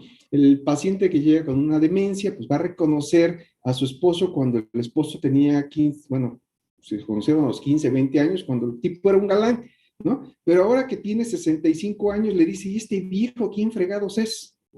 ¿No? A lo largo de su vida lo fue siguiendo y fue viendo prácticamente pues estos cambios físicos propios de la edad de envejecimiento y que tanto nos ha pegado la vida, ¿no? Pero cuando hay demencia ya no tiene esta memoria de integración del momento día con día y demás, entonces va a tener una memoria pues, de hace algunos años y va a decir quién fregados es este individuo, ¿no? Entonces muchos reconocerían, se murió antes, ¿no? Elvis Presley, pero reconocerían esta foto, pero ya no reconocerían al gordo con adicciones y ese tipo de cosas, ¿no? O no reconoce, o nadie recuerda la imagen de un Albert Einstein falleciendo por una patología X o Y, ¿no? O Juan Pablo II con Parkinson falleciendo en el 2005, ¿no? O en este momento, pues no hemos visto, al menos en vida pública, a George Bush. Entonces, nadie ha visto a Bush en este momento. Entonces, cuando lo veamos, vamos a decir, qué viejo, está acabado, porque nos quedamos con esta imagen, porque el personaje no apareció, ¿no? La princesa Diana, pues falleció en un accidente por un paparazzi y demás, ¿no? Mohamed Ali, pues bueno, falleció con un parkinsonismo, seguramente más por los traumatismos asociados a su actividad, ¿no? Entonces, vemos a la reina narrativa y asociamos, pero también la hemos ido viendo a lo largo de los años cómo ha ido envejeciendo, ¿no? Entonces, ahora que apareció por la situación de la vacuna y demás, pues bueno, volvemos a integrar esa información y ya la asociamos con algunas características, pero cuando dejamos de ver ese personaje, y nos sucede, no sé, a mis compañeros de la universidad, ¿no? Si me los vuelvo a encontrar, o trabajo con ellos o los conozco, pues me voy a encontrar y tengo la imagen más o menos de esos personajes. Pero si me vuelvo a encontrar a alguien que no lo veo desde que salí de la Facultad de Medicina en el 2003, seguramente voy a decir, qué acabado está este cuate. Y él mismo me verá a mí y dirá, no mames, o sea, ¿cómo te ha tratado de mala vida? Es extremadamente compleja la situación de los rostros. Es lo más difícil que existe. Y cuando hacemos este tipo de pruebas para personajes que tienen una demencia y le tratas de decir pues, que si este era Sir Winston Churchill o quien sea, ¿no? Entonces es extremadamente complejo porque la imagen es tan compleja en relación a personajes en vida pública en diferentes cosas, ¿no? O sea, entonces seguramente en México tendríamos que hacer una adaptación donde pongas a los más mafiosos, ¿no? Tendrías que poner al Chapo para que la gente reconozca quién fregados es el Chapo, porque es tan famoso dentro de México que necesitas adaptarlo a las condiciones del persona. Y la persona no va a tener ni puta idea quién es George Bush. Es extremadamente complejo evaluar la situación de demencia. Así de simple. Cerebro es una chingonería, cómo integramos información es extremadamente complejo, cómo dentro de una célula podemos guardar tanta información y realmente no existe una supercomputadora, a pesar de los grandes avances en tecnología, que logre mimetizar en poquito lo que hace el cerebro. Entonces, al hablar de demencia y demás, cuando mis colegas me dicen, este paciente tiene una demencia leve, moderada y severa, me río, ¿no? Están muy pendejos todavía como para entender una patología extremadamente difícil. Entonces, tiene que ver con múltiples áreas, tiene que ver con un nivel histológico exquisito, ¿no? La integridad de la barra encefálica y muchas cosas, ¿no? Tiene que ver con la integración de la memoria, que tiene que ver desde el olor. Cuando algo nos ingresa al sistema nervioso central, a través de un olor podemos prácticamente reconstruir la situación de ese olor, ¿no? Imaginemos que es algo que nosotros olimos de nuestra infancia, porque fuimos a visitar a nuestra abuelita en un pueblito, y volvemos a recordar eso, viaja directamente a hipocampo, inmediatamente comienza a integrar toda la información sensorial que eso implica esa situación, ¿no? O sea, tenías una novia que utilizaba determinado tipo de perfume y demás, de repente pasa alguien con ese mismo perfume y reconstruyes completamente la imagen. ¿Cómo se integra la información dentro del cerebro? Es extremadamente complejo. En general, para que todo esto ocurra, prácticamente inició desde en algún momento dentro de nuestra vida, ¿no? Alguien que presentó la demencia, hubo muchas cosas que compensaron a lo largo de la vida y esto comenzó, pudo haber comenzado desde los 10, 15, 20, 25, 30 años, ¿no? Y parece que hay una situación muy peculiar en relación a nuestra edad, con nuestras actividades, por supuesto, ¿no? Tiene más riesgo, y esto es una asociación, no una causa, la persona que realiza menos actividad física, ¿no? La actividad física está directamente asociada con una protección en relación a desarrollar cualquier tipo de demencia. Prácticamente, actividad física es la cura para muchos de las enfermedades neurodegenerativas, pero específicamente para la situación de Alzheimer. Hay estudios en poblaciones, sobre todo en países como Finlandia, Inglaterra, Alemania, Dinamarca, que estudian muy bien a su población y los han evaluado de generación en generación y han sacado correlaciones muy exitosas en relación a esto, ¿no? Entonces depende mucho también de su actividad física, estilo de vida, mucho tipo de cosas y además ahora un componente genético. Estas personas que han tenido este problema, por supuesto, también han tenido descendencia y sobre eso han ido encontrando patrones de herencia o características genéticas también, ¿no? ¿Cuáles son los factores de riesgo en general? El mejor comparativo en relación a si una persona puede desarrollar la enfermedad y quién podría ser nuestro mejor control en este caso, de estudios de casos y controles, para estudiar a una persona que desarrolló Alzheimer, no necesariamente tiene que ser otro hombre de 75 años con determinadas patologías. Resulta que la mejor forma de encontrar patrones relacionados con el medio ambiente y que sean identificados como factores de riesgo es la misma pareja. un hermano, un familiar, alguien que haya vivido muy cercano a ese personaje. Tenemos las mismas condiciones y por qué uno sí lo desarrolla y por qué otro no, ¿no? Estudiar la situación de Alzheimer y específicamente ha sido extremadamente compleja, pero hoy por hoy se ha reconocido y solo se acepta ya como contra qué lo comparas contra la persona que estuvo más cercana a él, ¿no?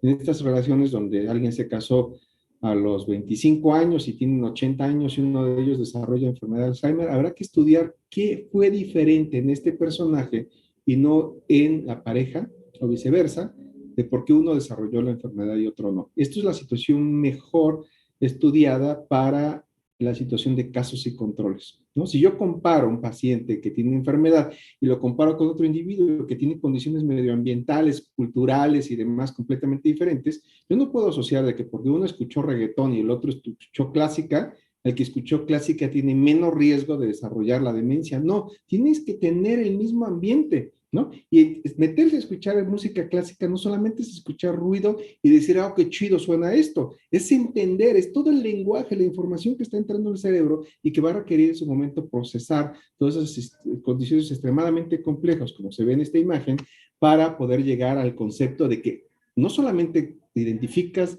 la novena sinfonía de Beethoven, sino vas identificando cada nota que va dando cada uno de los integrantes de la orquesta sinfónica. Cuando dices aquí entraron violines, aquí entró A, B, C, D, eso es lo que realmente hace complejo el sistema nervioso central, ¿no? Va a ser más simple cuando escuchas reggaetón o cuando escuchas a Maluma, por supuesto, ¿no? Entonces estás hablando de que se te activaron dos neuronas versus con la orquesta sinfónica, donde posiblemente todo tu cerebro estuvo incendiado. Entonces, dependiendo del estímulo que le metas también, ¿no? Pero se tienen que hacer más estudios porque es extremadamente complejo, ¿vale? Entonces, dentro de los factores de riesgo son múltiples, genético,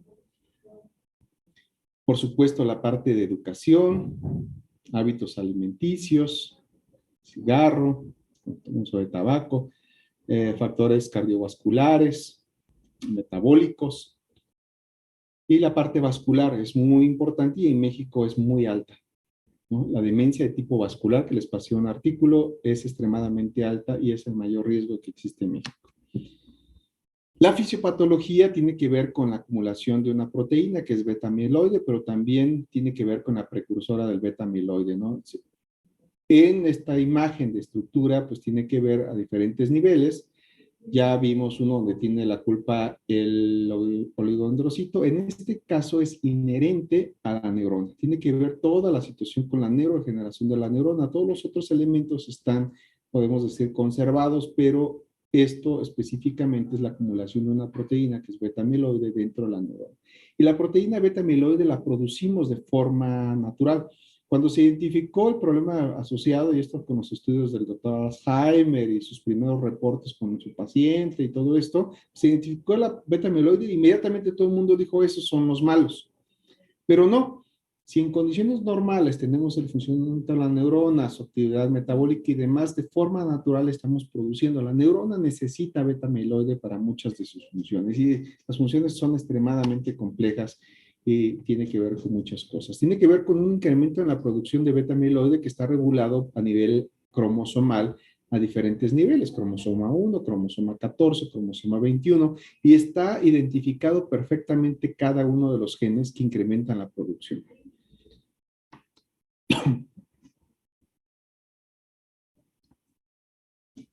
Dentro de la patología, pues primero que nada hay una acumulación de beta-amiloide.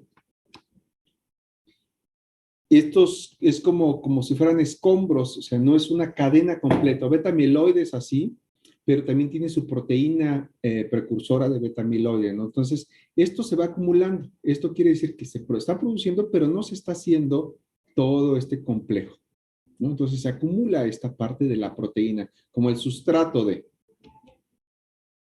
Y esto va generando las placas en las neuronas y por supuesto también se encuentra asociado. Cuando esta degenera se queda esa placa, ¿no? Es una parte que incluso hasta cortar el cerebro del paciente con una demencia tipo Alzheimer se requiere una preparación muy especial porque prácticamente esta acumulación de beta-amiloide queda como un cristal, ¿no? Y ese cristal dentro del cerebro sigue generando pues un daño, primero como un cuerpo extraño y por supuesto también a medida que va creciendo pues va causando degeneración. También está al contrario, que hay una disminución en la degradación de beta amiloide. Se produjo, pero no se está degradando, ¿no? Y para eso también hay componentes muy específicos a nivel de genómico, ¿no? Tenemos cromosoma 10, tenemos una enzima degradadora de insulina, y cromosoma 19A, pues eso tiene que ver con muchas cosas que pasan dentro del cerebro. Y enzima degradadora de insulina tiene algo muy peculiar, porque dentro del sistema nervioso central, recuerden que las neuronas son las que más consumen energía, ATP en general, ¿no? Glucosa, van a requerir altas cantidades de glucosa. Y se tiene que degradar, y debe de permitir el ingreso, por supuesto, vas a requerir insulina y demás, ¿no? Entonces, Alzheimer, pues de una forma pues fantasiosa y demás, se ha denominado como una enfermedad que los que son endocrinos y que estudian diabetes y demás, pues no aceptan el término, pero se ha asociado con una situación de diabetes tipo 3. No sé si hay diabetes tipo 1, diabetes tipo 2, hay una diabetes tipo 3 que hasta el momento el epónimo no se ha reconocido, pero tiene que ver con Alzheimer, no tiene que ver, por supuesto, con la degradación de insulina y con muchos elementos. Algunos pacientes, sorpresivamente, al momento de que se les administra una dosis intranasal de insulina, es como si tuvieran un despertar, activan nuevamente el sistema, permite que esas neuronas que están degenerando funcionen mejor y pueden tener como despertares, por así decirlo, ¿no? Pero no puedes mantener la proporción de insulina dentro del cerebro, porque no es igual que la insulina que en su momento se requiere para páncreas. El cerebro funciona de una forma diferente y es imposible en su momento tener los niveles de insulina en áreas muy específicas dentro del cerebro. Eso es prácticamente imposible. Sobre esto se va haciendo más complejo, los sistemas dentro de cada uno de los cromosomas tenemos más subgrupos y se han asociado a APOE, hoy por hoy es uno de los marcadores que se utilizan para hacer diagnóstico por las enfermedades de Alzheimer y tiene que ver con sitios muy específicos, una cisteína por una arginina, argininas o algunas cosas así, ¿no? Una disminución pues, te condiciona enfermedad de Alzheimer, un aumento de estas te condiciona una enfermedad de Alzheimer, es complejo y hacer el diagnóstico de enfermedad de Alzheimer es cada vez más complejo, ¿no? Entonces, también es no solamente todo lo que está sucediendo en el citoplasma, sino también la información que en su momento se retranscribe al núcleo. Recuerden que se produjo algo, cuando hay una falla, viene una corrección de parte del citoplasma que nuevamente hacia el núcleo y es la parte de transcripción, retranscripción. Entonces, el proceso es complejo. Y pues bueno, este problema pues se va a incrementar, va a producir más beta amiloide y nos va a generar un problema, ¿no? Entonces, si esto pues no se está produciendo, pues tampoco nos va a, si no se produce uno, no se produce el otro, o sea, como veíamos, la disminución de uno, el incremento de otro, fisiopatológicamente representa lo mismo. Entonces, hay múltiples mecanismos donde está generándose todo este problema. No solamente es beta amiloide, sino también proteína tau, que tiene que ver con la estabilidad de los microtúbulos, por supuesto, el axón. Dentro tiene un armés, que es la proteína beta tau y los microtúbulos, entonces es extremadamente compleja la patología. No solamente es la plaqueta de beta amiloide, sino también la situación de que en su momento hay una inestabilidad por parte del axón o alguna de las dendritas y eso genera al momento de romperse el citoesqueleto, pues genera que la neurona colapse. También hay procesos inflamatorios, también por la beta amiloide. La beta amiloide prácticamente está rodeando la, las vesículas de transmisión, entonces, pues bueno, puede generar varios problemas ahí, ¿no? También puede haber un problema en relación a que las células de microglía que están patrullando reconoce la beta amiloide y comienza a atacar a la neurona, hay una disfunción en el mitocondrial, hay problemas de neurofibrillas y muchas otras cosas. Si a esto le agregamos un problema vascular, por supuesto el problema se complica y la degeneración es mayor. La parte de proteína tau es de lo más complejo. La proteína tau prácticamente está dando el soporte, la estructura a el microtúbulo y es prácticamente como cuando ustedes construyen un castillo, en su ejemplo, cuando son extremadamente buenos arquitectos y ingenieros y demás. Cuando construyen un castillo, recuerden que están las varillas, pero dentro de ello tienen unos anillos que pues le permiten dar soporte. Si solamente ponen las varillas independientes y nunca las unen, y dependiendo del tamaño y mientras más complejo sea su arnés, por supuesto, la resistencia de la columna va a ser mayor. Lo que hace Tao es prácticamente darle estabilidad al microtúbulo y forma complejos muy específicos para darle la estructura, ¿no? Entonces, cuando esto falla, prácticamente el microtúbulo degrada y finalmente termina por colapsar a toda la neurona, ¿no? Entonces, cuando esto sucede y se ataca específicamente proteína Tau, pues nos puede generar que estos elementos pues se desprendan. Hay muchos formación de radicales y cosas así que tienen que ver finalmente con la degradación de todas estas subunidades, ¿no? Entonces, esto es algo complejo. Es un arnés que finalmente le va a dar estabilidad a su microtúbulo y por supuesto, al axón. Y cuando esto degenera, prácticamente irrumpe toda esta integridad de todas esas estructuras y finalmente va a causar que estos se comiencen a plegar, a torcer, porque ya no tienen los arnés estos para darle la estructura. Y finalmente, pues esto van a generar algo que se conoce como neurofibrillas de proteína tau y finalmente eso va a generar que la neurona pues degenere, ¿no? Eso se requiere, por supuesto, para darle estabilidad a todas las estructuras dentro del sistema nervioso central y cuando esto colapsa, literalmente es como si se desplomara pues toda la citoarquitectura del sistema nervioso central y finalmente nos lleva a la neurodegeneración, muerte neuronal y por supuesto a todos los efectos que vemos en los cerebros post-mortem de pacientes con enfermedades de tipo demencia, ¿no? Sea de tipo vascular, sea de tipo Alzheimer, sea de tipo demencia por cuerpos de Levy, básicamente el mecanismo fisiopatológico es el mismo. Entonces, pues la clínica, pues como comentaba, tiene que ver, por supuesto, con la situación de cómo se encontraba el paciente antes y cómo después, y esto tiene que ver con una reconstrucción de hechos con familiares y demás, ¿no? Entonces, pues el personaje pues deja de recordar algunas cosas,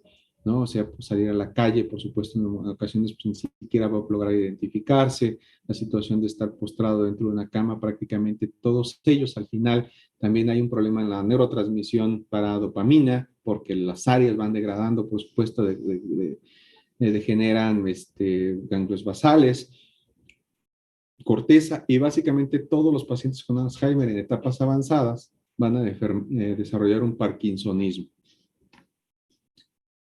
El diagnóstico se puede ver a través de tomografía por emisión de positrones. Hay una imagen en la cual se le administra como marcador glucosa al cerebro, ¿no? Y regresamos a nuestro concepto de diabetes tipo 3. Y recuerden, más adelante van a escuchar mucho de este concepto. Vean, tienes un paciente A, tienes un paciente B. El paciente A tiene probable enfermedad de Alzheimer por clínica.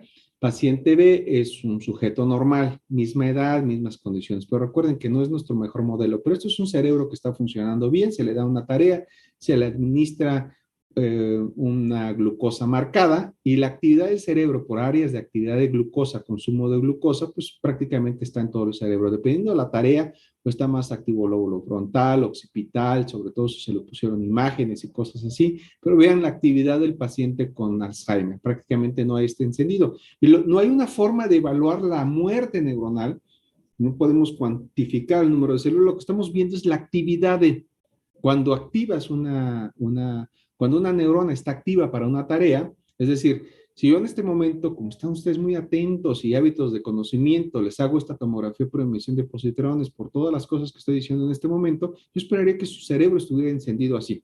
Si no está encendido así con esta cantidad de consumo de glucosa dentro de estas estructuras, que es una glucosa marcada, y se encuentra así, diría yo que tienen un problema de tipo demencia. La enfermedad de Alzheimer, pues bueno, tiene un diagnóstico complejo, tiene una ventana, así como mencionamos para enfermedad de Parkinson, pues bueno, tenemos una parte de prevención, o sea, realizar actividad física, estudiar más, leer y demás. O sea, pareciera que en algún momento pudiera ser un factor de protección, pero personajes muy letrados y premios Nobel y demás, incluso también han desarrollado demencia, entonces tampoco quiere decir que esto también sea un factor de neuroprotección, ¿no? Tenemos una ventana donde se puede hacer una prevención secundaria, hay mucho tiempo en edad, en tiempo, o sea, esto sería prácticamente desde que inician los síntomas hasta que aparecen, y esto pues, pareciera que 30, 40 años atrás ya comenzó todo. Tenemos fases preclínicas, tenemos un umbral en el momento en que comienzan a aparecer los datos clínicos y recuerden que a diferencia de enfermedad de Parkinson no son síntomas motores, es todo este complejo dentro de todos los dominios en relación a nuestro, pues, memoria, ¿no? Entonces, no hay una forma como para decir que es leve, moderada, dependerá de cada uno de los sujetos, ¿no? Pues a lo largo de esto se han ido identificando biomarcadores que los han obtenido a partir de muestras de líquido cerebroespinal, pero pues eso ha sido para objetos de investigación y no es algo que le pueda estar haciendo a todo paciente, ¿no? O sea, en determinados momentos a lo largo de la vida, por diferentes circunstancias, se le tomó líquido cerebroespinal porque le iban a hacer una punción por otro tipo de situaciones. Ese líquido lo han ido acumulando y han seguido a los sujetos que se sometieron a esos procedimientos para ver qué estaba pasando. Entonces, a lo largo del tiempo se han encontrado que la beta-amiloide, por ejemplo, se puede encontrar en líquido cerebroespinal, se pueden encontrar algunas cosas de tau, se puede encontrar también la correlación con la imagen por volumen del hipocampo. Hay una pruebita que incluso nosotros hace tiempo lo publicamos un trabajo muy bonito con resonancia magnética, donde solo en 2 dimensiones medimos el hipocampo y sacamos una correlación con otra parte de la corteza para ver,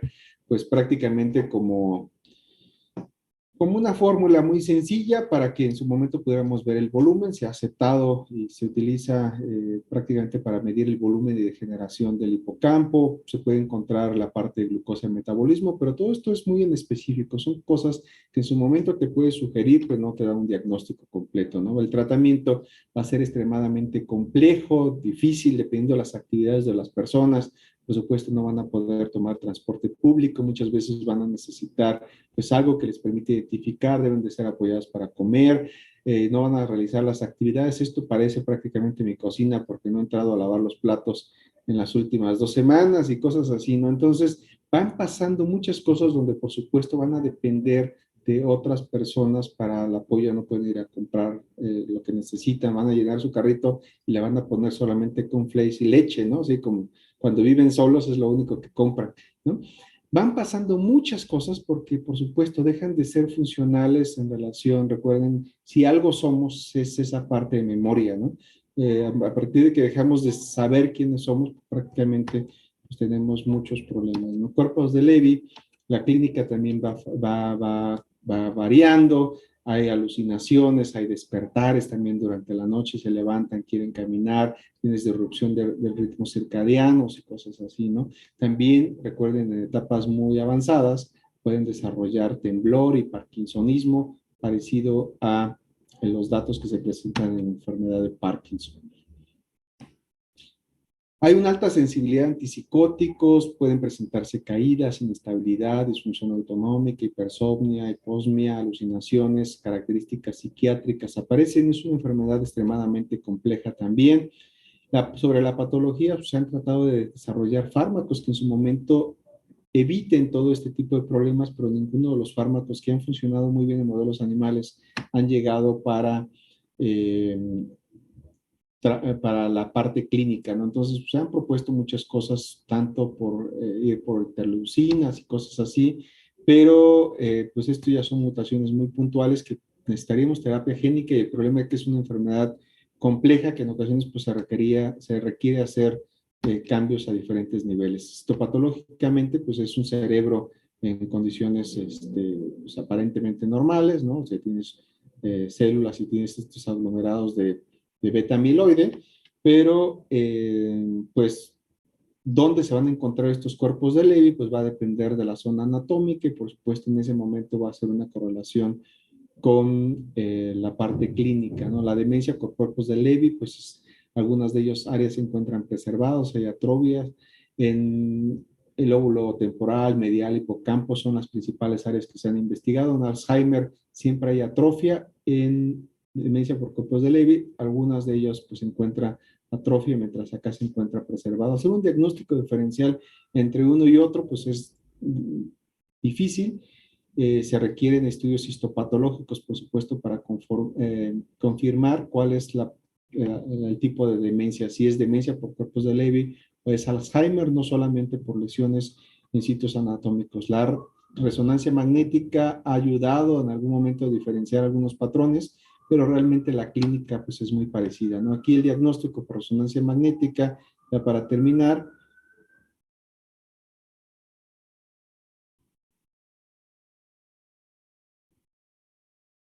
pues vean, o sea, se ve una atrofia importante, ventrículos dilatados y demás, ¿no?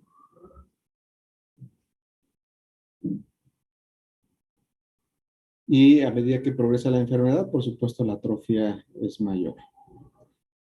Los biomarcadores, por supuesto, sobre todo para ver actividad de glucosa en áreas muy específicas como ganglios basales y demás, pues bueno, en algún momento te puede permitir como que ver que la demencia por corpus de Lewy se encuentra más difuso, mientras que en Alzheimer se encuentra muy localizado en algunas estructuras al inicio de la patología, pero al final prácticamente tienen el mismo componente, ¿no? Otro de los puntos muy importantes y para finalizar es que tenemos también una forma de demencia vascular. El riesgo es de que puedes tener una patología, enfermedad de Alzheimer, más problema de tipo vascular. Es un paciente que deja de tener actividad física, prácticamente está postrado, su riesgo vascular, por supuesto, se incrementa y prácticamente podemos decir, al igual como mencionan Parkinson, siempre va a tener un componente entre una patología, sea demencia tipo Alzheimer, por cuerpos de Lewy y demás, el componente vascular también va a ser muy importante, ¿no? Entonces, si uno no previene el riesgo vascular, seguramente van a estar combinadas estas dos patologías y aunque aquí dice que es un menor al 10%, yo diría que este dato es mayor porque el paciente tiene todos los factores de riesgo para tener un mayor riesgo vascular, ¿no? En México prácticamente el 75% es una demencia mixta, yo diría que incluso más, prácticamente tienes una correlación en Alzheimer o cuerpos de Lewy más un problema de tipo vascular. La supervivencia pues varía de 7 a 10 años, algunos pacientes incluso en un tiempo menor por riesgos y otro tipo de situaciones, depende de por supuesto todos los cuidadores y prácticamente tener una persona que se encuentre de tiempo completo prácticamente para que otra persona que ya no es funcional en su momento pueda sobrevivir es extremadamente complejo y lamentablemente todos los que nos encontramos en este momento vamos a tener un familiar o vamos a presentar esta patología. Sobre factores de riesgo, por supuesto, la discapacidad cognitiva vascular se incrementa de 6 veces el riesgo de demencia. Todos nuestros factores de riesgo cardiovascular nos incrementan el riesgo de presentar un evento vascular y, por supuesto, este aunado a un riesgo de tipo demencia nos va a incrementar muchas cosas, ¿no? La parte de leer, no fumar y demás, pues bueno, simplemente han sido condiciones que se han asociado con el riesgo vascular, pero realmente no nos están resolviendo muchas cosas, ¿no? Entonces, la tomografía, la calidad es relativamente mala, pero hay una correlación, hay un índice que nos permite en su momento medir el área de generación entre la corteza cerebral con el crecimiento de los ventrículos laterales y eso en su momento nos permite predecir más o menos cómo va a estar la progresión. Vean, un tiempo antes, una imagen donde ven la dilatación y vean esta imagen unos meses después. Prácticamente pues es progresivo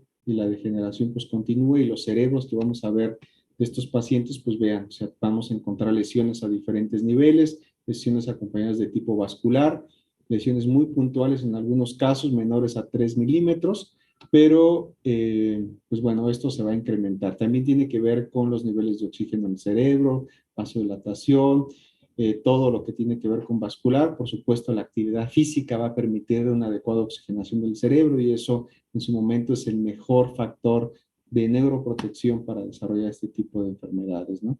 Entonces, prácticamente el componente de tipo vascular, pues es nuestro mayor riesgo para que en su momento podamos degeneren las neuronas, ¿no? Tiene que ver con el flujo cerebral y lo único que te incrementa el flujo cerebral pues es salir a correr y a realizar actividad física, ¿no? Sientan simplemente el pulso que tiene su cerebro después de terminar de correr 45, una hora, por supuesto, es la mejor forma de mantener oxigenado y mantener eh, el flujo sanguíneo cerebral, ¿no? Entonces, muchas cosas, la hipotensión también se ha asociado con un incremento, eh, Y podríamos seguir hablando así de diferentes cosas que tienen que ver con cosas de tipo vascular, ¿no? Pero bueno, con esto concluimos nuestra sesión. Sé que tienen la clase con la doctora Angélica en unos minutos, entonces, bueno, me disculpo porque tuvimos que comenzar unos minutos más tarde y extendernos en esta sesión, pero bueno, nos recuperamos el próximo jueves a las 11 de la mañana. El próximo jueves, sin ningún problema, nos conectamos a las 11 de la mañana para revisar el tema de Corea de Huntington. Y después de eso, pues bueno, vamos a revisar traumatismo craneoencefálico, trauma medular, hernia de disco. Haremos algún repaso con los temas que ustedes han preparado. Preguntaré algunas cosas muy generales sobre tratamiento a todo mundo. Con eso, prácticamente sobre la segunda semana de diciembre estaremos concluyendo y estaremos listos para presentar nuestro tercer examen departamental. ¿Vale? Vamos a terminar en tiempos y demás. Entonces, el próximo 25 prácticamente y el 2 de diciembre estaremos concluyendo nuestro curso. ¿Vale? Nos vemos la próxima semana. Cuídense mucho.